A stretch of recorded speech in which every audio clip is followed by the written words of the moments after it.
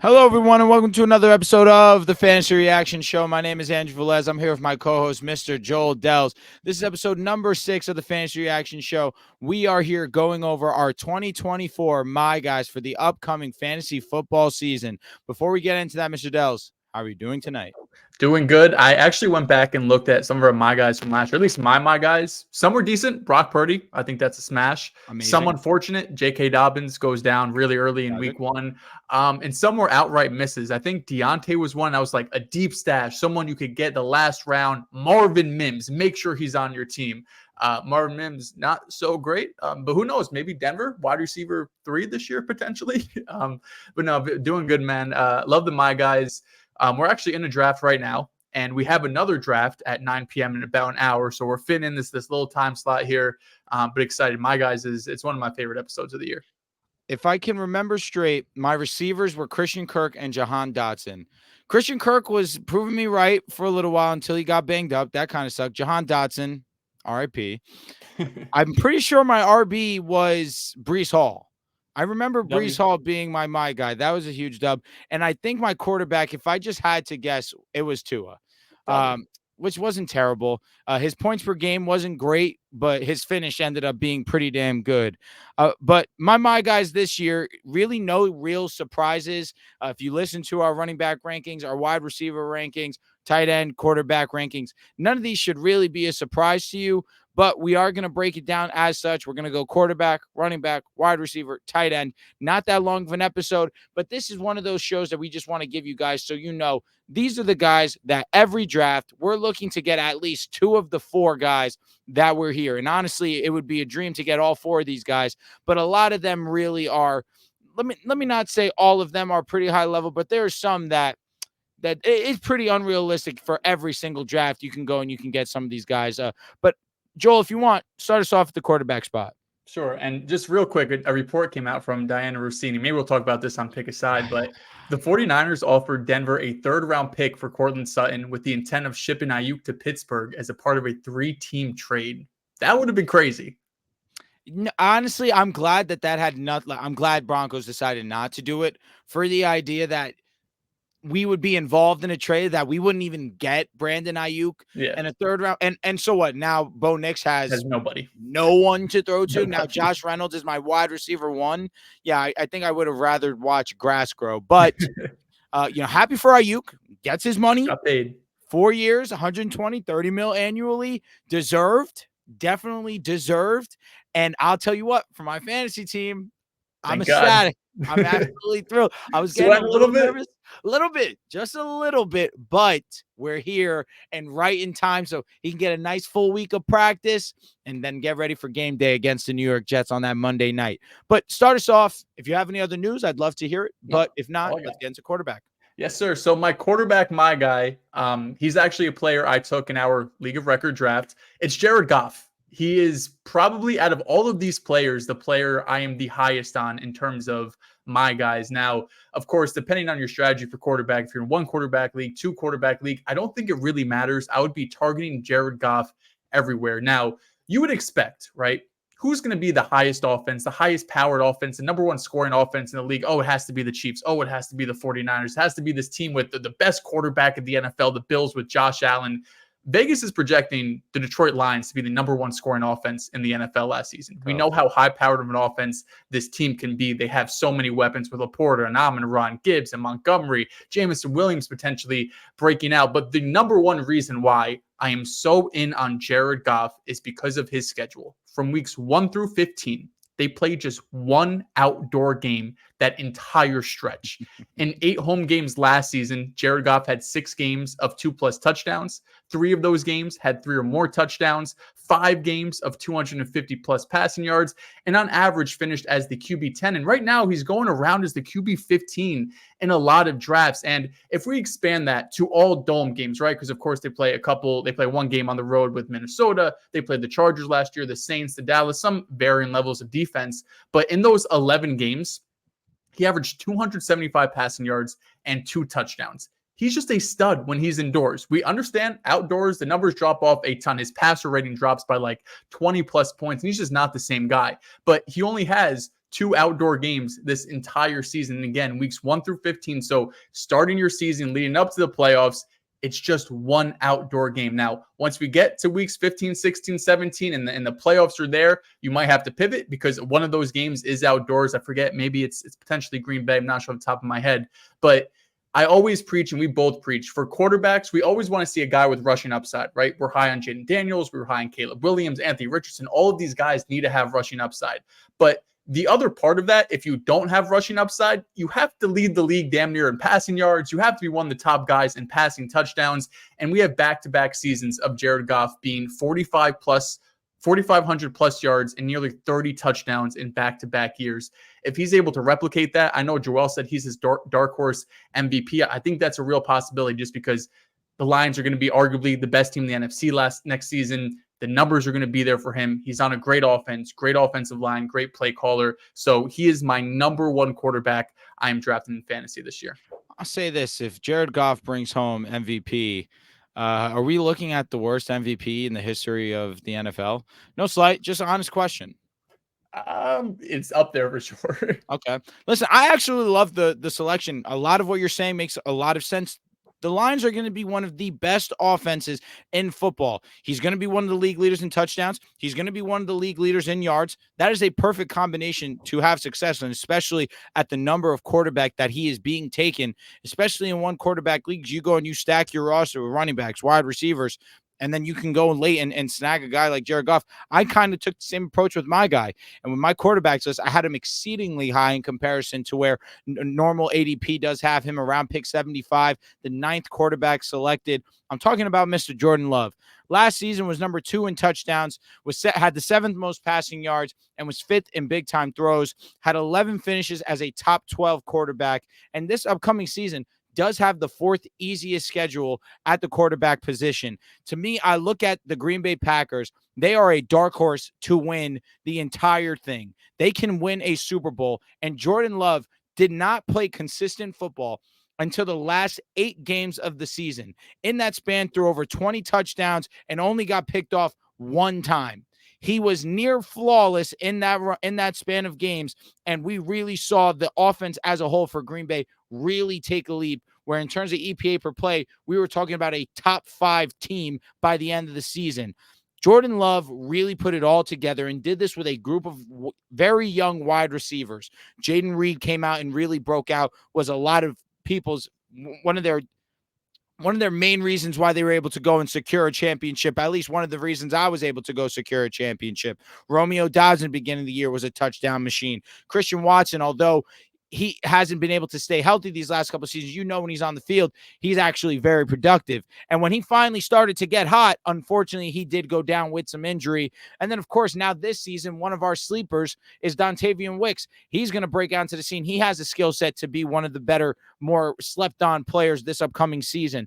I look at Jordan. I look at the pairing with him and Matt LaFleur. It's just a match made in heaven. And now we're seeing Matt LaFleur really not only play to Jordan Love's strengths, but at the same time, trust him and open up the playbook to him. We know that Jordan Love has the upside also as a rusher, did have 4 rushing touchdowns to his name last season for a total of 36 touchdowns.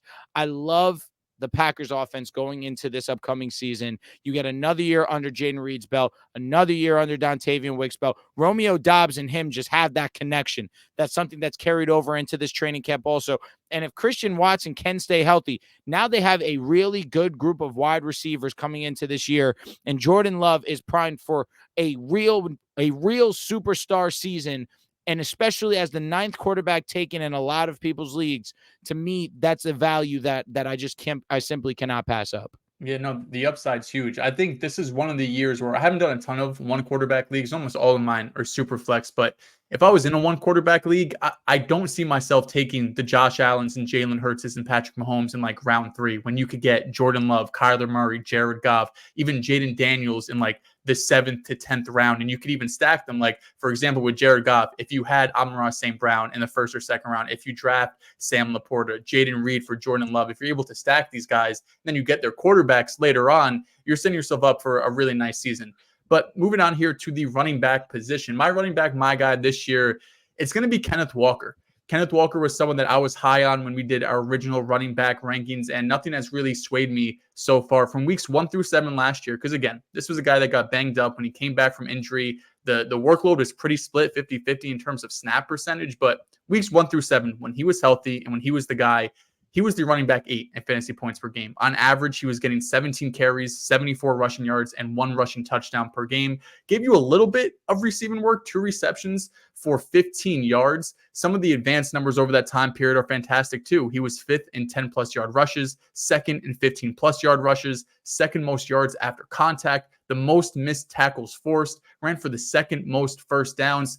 He was one of the most efficient running backs in football last season when he was healthy on the field for the first 2 months. Now, once he went down to the injury, I think it left a lot of sour taste in people's mouths, because we remember usually how you finish, because when you're in the playoffs, when you're trying to get into the playoffs, when you're in the championship, that's when it matters the most. And for the most part, Kenneth Walker wasn't really helping you last season at the end of the year. But all offseason, he's been getting nothing but hype from this coaching staff. Earlier in training camp, this was like the 1st or 2nd week, Ryan Grubb said, talking about Kenneth Walker, of course, I think he gets better every single day. I think the sky's the limit for him. I think he's really, really talented, powerful back. That's a true 3-tool guy. He's electric out of the backfield as a pass catcher. That's the number one thing to me that Kenneth Walker is missing. I think as a pure rusher, he's one of the better ones in the league, one of the more efficient ones. He has the good combination of size and of speed. But what really has been missing is that pass catching work. As I mentioned, only 2 receptions over those first 7 games of last season. But when Ryan Grubb was hired, he was toting up Kenneth Walker, and he was also emphasizing how important it was to get the running backs involved in the passing game. This was like from an interview back in June when I was looking up some quotes saying that it's one of the key parts of his offense. Of course, he's coming over from Washington. We think of the 3 receivers they had, but he emphasized how important the running back is in his offense. And when you're drafting him around guys like Alvin Kamara, James Conner, for example, guys that we have seen in the past, like just this past year, Alvin Kamara was in RB1, but this is a guy that has, like, if he's getting the workload, top 5, top 7 potential, and he's going to be efficient doing it. Those other guys, it's basically all, you need Alvin Kamara to get 15 plus targets you need to get like 10 targets per game to do that. James Conner needs to get double-digit touchdowns. Kenneth Walker has the talent. He's only 23 years old. He's in the perfect spot of his career to really have a breakout season. He's healthy right now. He hasn't played at all in the preseason. Zach Charbonnet has been playing in the preseason, so that goes to show just a step further what they think of these running backs. I think some people are expecting another 50-50 split, or maybe 55-45. I think this is Kenneth Walker's backfield. I think I'm expecting him to have about like a 65% snap share on average, and to me, he's just the more talented back, which makes it a lot easier to get him on the field. I'm not the hugest Kenny Walker fan for the idea of how he looked towards the end of the season, but to be fair to him, he was coming back from injury, and it definitely took a toll on him, especially also with the idea that you had Zach Charbonnet that you had to worry about too. I feel like that's my biggest fear too, understanding that Kenny Walker is the better running back quite easily, to not just me, but of course the both of us, but they do and have shown to give Charbonnet a decent amount of opportunity. At least that's what we saw last season. Different coaching staff. That's the hope. And that's the hope, that they realize that Kenny Walker is a lot better than Zach Charbonnet. The one thing, like you mentioned, I agree, could be a little bit more used in the passing game, or can be more useful in the passing game. That's one of his deficiencies. But if he were to take that leap this season and really be effective in that regard, then I can definitely see where you're coming from. And a similar path is my guy. And I'm talking about Mr. James Cook. Now, last season, I think actually that was my guy. Now that I think about it, either which way, either Brace or James Cook, both of them were pretty solid last season, where James Cook was a top 11 finish. I look at James Cook, and this was a guy who was top 4 in rushing yards. And of players that had at least 140 carries, he was 7th in yards per carry as well. One of the most efficient backs in football. And you would think, where James Cook had bad hands, he was not good at catching the ball, he was 7th in receiving yards for a running back position, of course. And I look at the current situation for the Buffalo Bills. Stephon Diggs is traded. There's an argument and a case for James Cook to be the best offensive weapon that the Buffalo Bills have. Of course, not named Josh Allen. James Cook and the Buffalo Bills are going to be, at least in my estimation, a run-first team. You do have Josh Allen. Obviously, they're going to sling it, but they're going to be a team built off We're going to run, we're going to run, we're going to run. And James Cook is the best and the primary running back for them. If James Cook can just clean up the drops where Josh Allen already showed that he is more than okay with dumping the ball off to James, and they've designed plays for James to get out in space and run routes. If James Cook can just clean up the drops, this is a guy who already showed that he can be one of the more effective running backs at the position in the receiving game, but also be one of the more dominant rushers. Doesn't have the touchdown upside. I'll be the first to say that here, but understanding the amount of usage that he is going to see with the yardage that he put up last season, it didn't matter that he didn't get into the end zone as much. He still was a RB1 type of finish kind of guy. So I look at James Cook, understanding how much they're going to use him this upcoming season, and every single draft, I need James Cook on my team. If James Cook is my first running back in a draft, I'm smiling. I'm okay with that because of the usage he's going to see. James Cook can be an RB1 this season, most definitely. I like that a lot. There might be another Buffalo Bill on this list later. I'll leave it at that. But moving on to the wide receiver position, I was a bit surprised, right? Because when I was going through my guys, I was looking at my rankings. I was seeing, comparing to consensus, like what guys I'm higher or lower on. And I was surprised when I came with this my guy. It's going to be DJ Moore.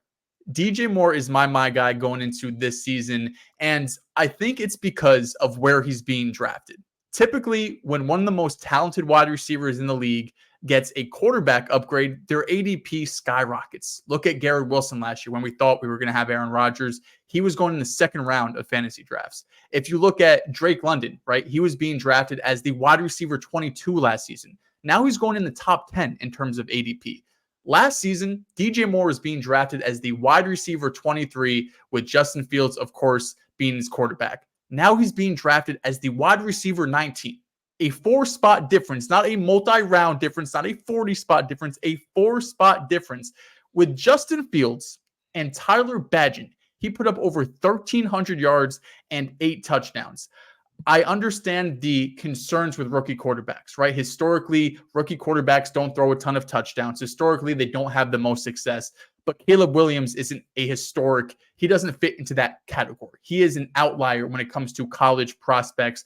Everyone and their mother is high out of their mind on Caleb Williams. Everyone thinks he is going to be at a minimum top 10 quarterback in the league this season. I think a majority of people think his rookie year, he's going to be a top 15 guy. Like most people going into next year saying, yeah, he could probably be better than Baker Mayfield. He could probably be better than Geno Smith, for example, guys that when we're looking at other wide receivers being taken over DJ Moore.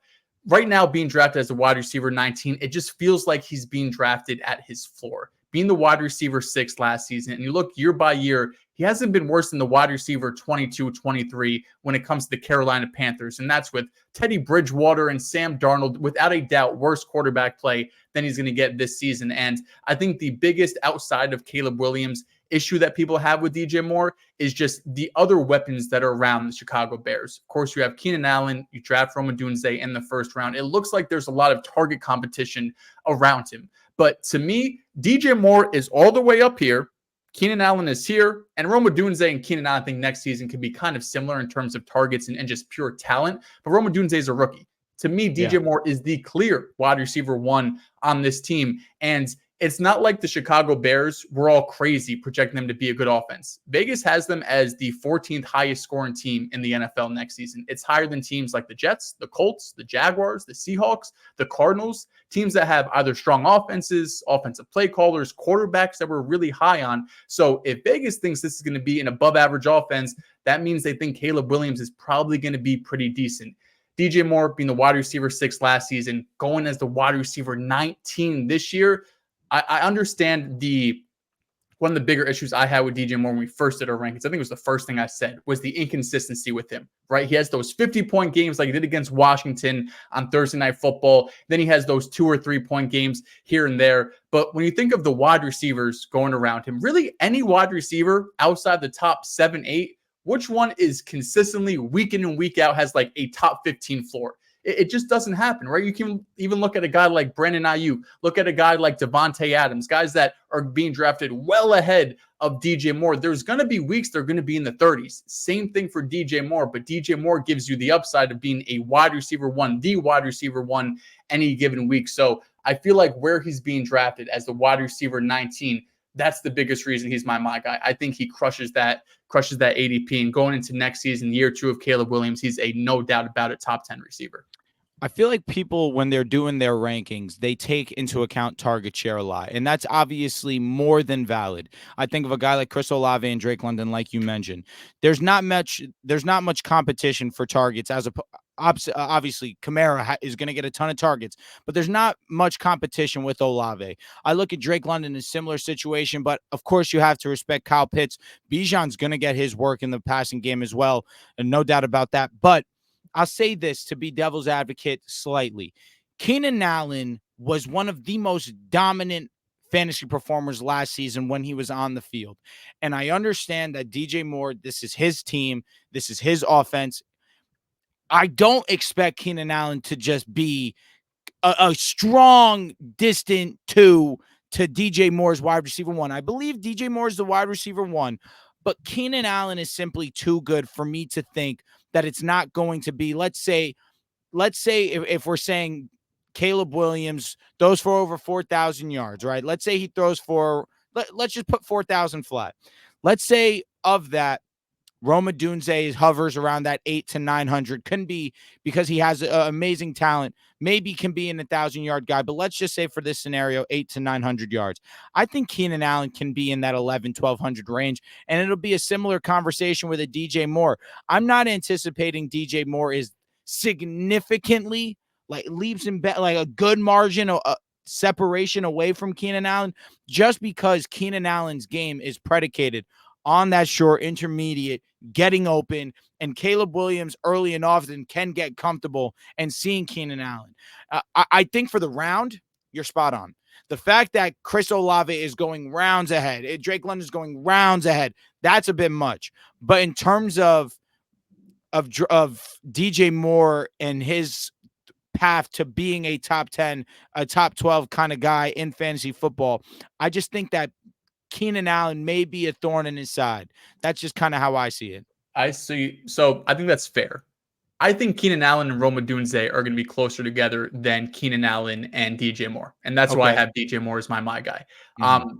Trading a day 3 pick for a guy that has 1 year left on his contract, albeit he was fantastic last season. To me, Keenan Allen just has nowhere near the juice of DJ Moore. I think you agree with that. DJ Moore is one of the most explosive wide receivers in the league, and he's going to be the number 1 option for this Bears passing attack. I think DJ Moore leads this team in targets pretty easily. I think Keenan Allen and Rome Odunze, especially second half of the season, I would not be surprised if Rome Odunze is the number 2 wide receiver on this team. I'm just lower on Keenan Allen entering this season. He's into his, early to mid-ish 30s. Was he 32 years old right now? Mm-hmm. He's changing teams for the first time in his career. It feels like a 1-year rental, and they just drafted Rome in the top 10. Feels like to start off the year, Caleb, let's get you a firm number 2 wide receiver while Rome comes along. DJ, you're going to be that guy. So I just don't see the talent level of Keenan Allen on the same kind of pedestal that I have DJ Moore as. And I think over time, Rome Odunze is going to take over that spot. That's a fair point. I definitely like DJ Moore right now than I do Keenan Allen. So we'll see how that whole situation goes. It's going to be one of the most fun offenses to watch. I think we all can agree to that. But let me go to my wide receiver, my guy. Now, obviously, we know who it is. It's Rashee Rice. I've been talking about him nonstop all off season long. This is my guy. But I will say, after doing a plethora of drafts, it's starting to turn that T. Higgins is my guy. I have T. Higgins in almost every single draft that I do because of the round that I'm able to get him in. Now, I'm in 2 quarterback leagues. I'm in multiple 2 quarterback leagues. And it always seems as if in that 7th, 8th, 9th round, 9th if I'm lucky, I'm able to get T. Higgins. And I love the value of T. Higgins there, where it is a contract season. I understand last year was a down year, but also you have to take into account that Jake Browning did take over for a good amount of the season. Joe Burrow was hurt for almost half the season. And where T. Higgins was hurt in his own right, T. Higgins did have moments where he showed you the big playability, the touchdown upside, and that's really where T. Higgins makes you a happy fantasy manager. He gets into the end zone. That's one thing he's going to do. 7, 8 touchdowns respectively these last couple of seasons. And I look at this season for the Cincinnati Bengals. To me, this is a prove it year for everyone. T. Higgins, he wants his contract. He's going to have to play for it. Joe Burrow, you want to prove that you're a top 2, top 3 quarterback in the league? You got to stay healthy for a full season and show me what you can do like you've shown in the past. Jamar Chase, you want to be a $40 million man every single season? You're going to have to go out there and ball. I'm anticipating this to be the best Cincinnati offense that we've seen.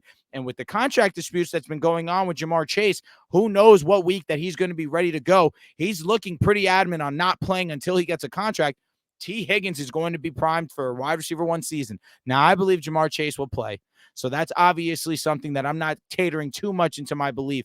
But again, round 7, round 8, for a guy with this much to play for, with this much upside in terms of playing with Joe Burrow, playing in a high-powered offense, I love the round that I can get T. Higgins, especially for the years past of what the price used to be on T. Higgins. Now, my guy, let's get into it, Rashee Rice. There's no secrets here. I love Rashee. I think he's one of the most talented, underrated receivers in the game because of his separation ability and how awesome he is off the line. He was 9th in yards per route run last season and was 4th in yards after the catch. In fantasy football, a lot of what gets you into that upper echelon receivers is touchdowns. Did get into the end zone last season, but from week 7 to 17, he had 6 top 20 finishes. And in a landscape where he was a rookie, Andy Reid hasn't really had much success with rookie wide receivers outside of a Deshaun Jackson. Rashee Rice, some may look at it as it was a necessity. This upcoming season, you still can have the conversation. Rashee Rice is their best receiving option, not named Travis Kelce. And with how much he gets open, how quick he gets open, Mahomes will have no problem seeing him every single time. He showed that last season. He will show that again this upcoming season. And for where he's going, ADP of 72. A lot of that is predicated off off-field issues. People are concerned and are worried about it, but it's seeming as if he will have no punishment for this upcoming year. And I look at that ADP, and it is an absolute home run, especially with Patrick Mahomes being his quarterback. There is not many guys that I want more than Rashee Rice, especially at that spot. And if you were to reach a round or 2 early on Rashee Rice, that is 100% okay with me. I would take him over a guy like Keenan Allen. I'm taking him over a Rome Odunze. I maybe this is the hot take. I would take him over a Zay Flowers. I love Rashee Rice this much this upcoming season, but again, the ADP is what makes him so appealing this upcoming year. So I did my updated fantasy rankings. I have I'm going to post them on Twitter, I think. Rashee Rice, to me, I have as a wide receiver 21. So a couple guys I'm taking over him still. Jalen Waddle, Ayuk, Olave, Debo, Cooper Kupp, DJ Moore. Guys that I'm taking Rashee over, I'm taking over Michael Pittman, Malik Neighbors, Smitty, Stephon Diggs, Amari Cooper, George Pickens. So I'm right there with you. I think when we look at his ADP, I almost wish we could see ADP over the last week, because I think a lot of that 79 overall or whatever is really being held down from a couple months ago when we didn't know if he was getting suspended, and it felt like that was looming and potentially going to knock him out for 4 to 8 games, whatever everyone was rumored to be. But right now, I believe his court date is already set for 2025. They said he's not going to be on the commissioner's exempt list. He's playing 17 games, barring injury, of course. He's not going to get suspended, and he is pretty much a lock and loaded wide receiver to what we saw from the back half of last season.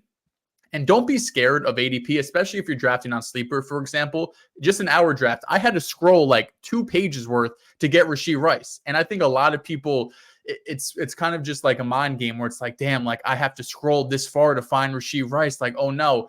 On one hand, know the league you're playing in, right? If you're playing in a league that is a bit more casual, you could probably wait on Rashee Rice. But if you're in a league where at least 2 or 3 of you, your league managers, or excuse me, your other league mates are sharp and they're watching podcasts, they're locked into fantasy shows, you have to reach on Rashee Rice, right? Don't feel bad scrolling that ADP page and clicking him over 15 guys that Sleeper, ESPN, Yahoo, wherever you're drafting, having over him. Again, I'm taking Rashee Rice over Malik Neighbors. I don't think there's going to be any ADP out there that's going to have it, but just give me the guy who is the wide receiver 1 outside of Travis Kelce with Patrick Mahomes over the wide receiver 1 with Daniel Jones. Moving on, though, tight end, my guy. We talked about potential tight ends, potential Buffalo Bill being on this list. Dalton Kincaid, my All guy. I day. think you saw that coming when I had him ranked I did. over George Kittle when we did our tight end rankings. I think we're in for a breakout season. And a lot of the comments you had about James Cook, it rings true for Dalton Kincaid. I think this offense is going to be really centered around those two guys, Curtis Samuel, Keon Coleman, Khalil Shakir.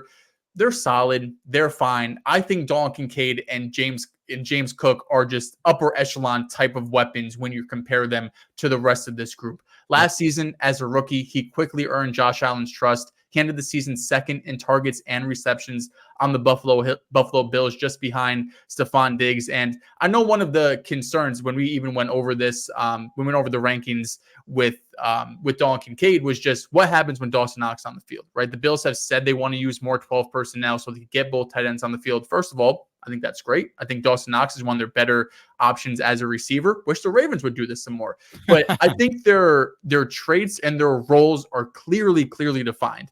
Last season, Dalton Kincaid blocked on just 1.2% of passing plays. That was third fewest among 46 qualified tight ends.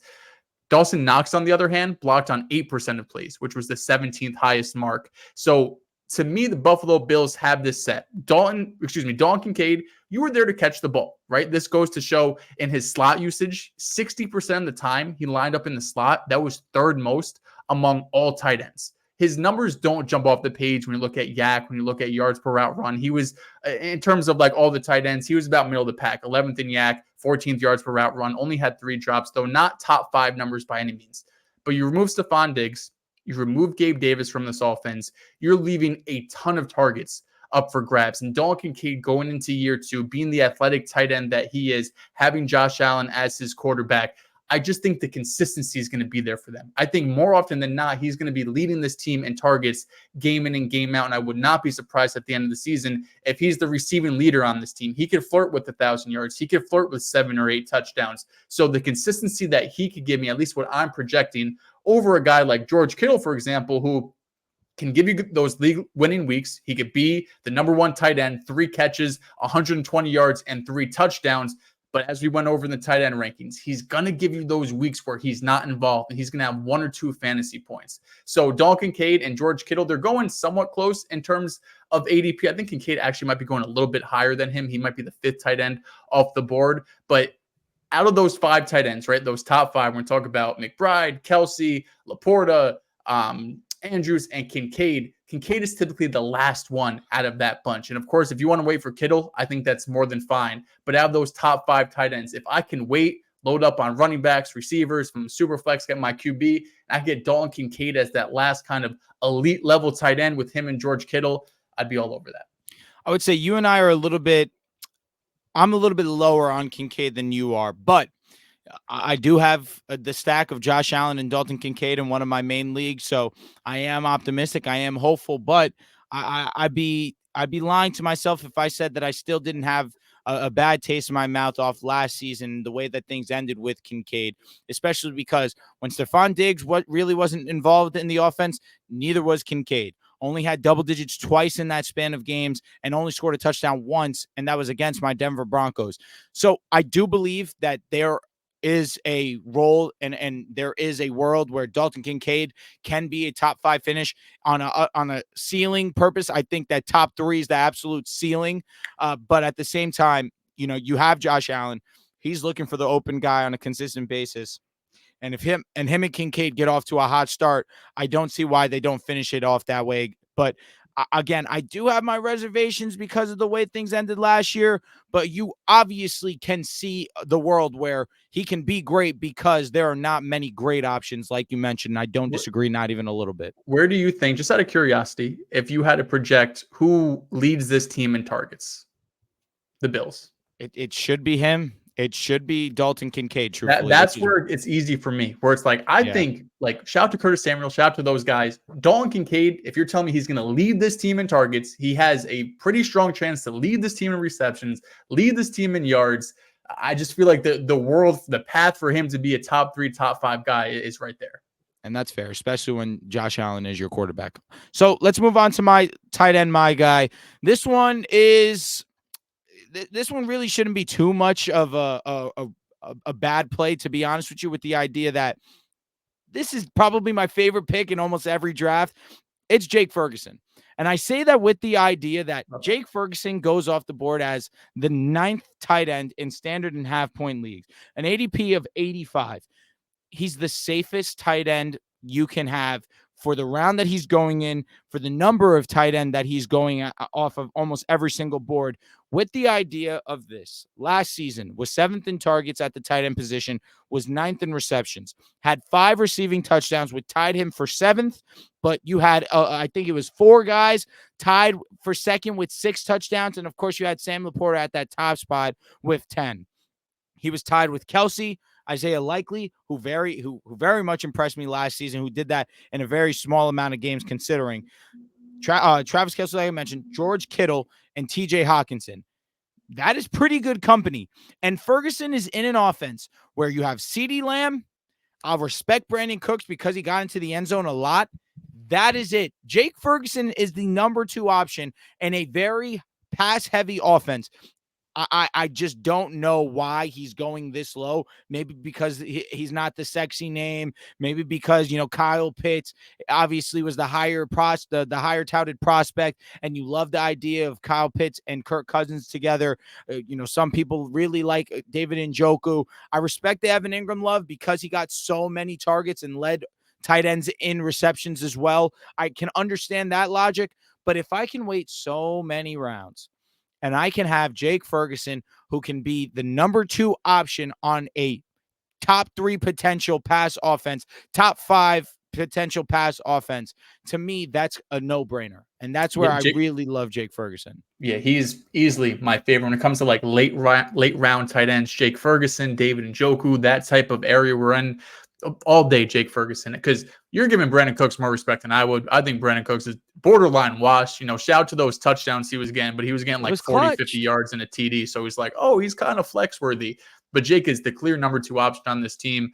And they also just probably can't run the ball. Like they signed Dalvin Cook, it's Zeke, it's Rico Dowdle. Like this is going to be a team that's constantly passing the ball. I don't think the defense is going to be anything elite. So they're going to have to, keep up with teams, catch up with teams, or extend their league through the air. So give me the number 2 passing option with Dak Prescott. I'll take that. Can't forget about Dalvin Cook. Can't forget about him. Shout out to Zeke, Dalvin, and Mr. Rico Dowdle. But listen, that's going to wrap up our My Guys. Just to reiterate, my quarterback, my guy, Jordan Love. My running back, my guy, James Cook. Wide receiver, Rashee Rice. And tight end, Mr. Jake Ferguson. I got Jared Goff at quarterback, Kenneth Walker at running back, DJ Moore wide receiver, and Dalton Kincaid at tight end. Listen, good luck on all your drafts if they aren't already finished. We both hope that we helped you as much as that we possibly could. You took our rankings into account. You went and you made your own lists, your own rankings. So obviously your drafts could be a success. This is going to wrap it up for the off season for us. Next time you will see us will be after opening night, Chiefs versus Ravens. We will be going over our starts of the week. But listen, good luck to the rest of you guys. And that's going to do it from us over here at the Fantasy Reaction. Make sure you guys leave a like on the video. Subscribe to the page if you aren't already subscribed. Turn on that notification bell so you know when we drop our videos, when Pick a Side drops their videos, when Riv Academy drops their videos. But again, that's going to do it from us over here. And we'll see you guys next time.